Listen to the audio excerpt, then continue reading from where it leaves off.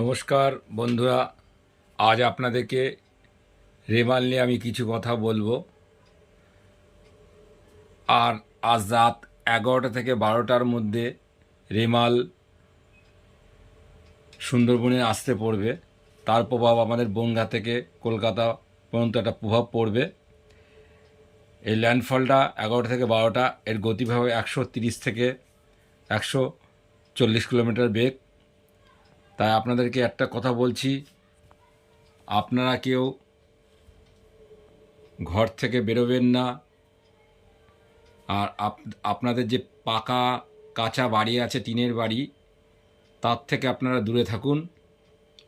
আপনারা যদি কাঁচা বাড়িতে থাকেন, ঝড়ের আসার আগে আমাদের ফোন নাম্বার দেওয়া আছে, আমাদের কাউন্সিলর আছে, টুম্পা রায়ের সাথে আপনারা যোগাযোগ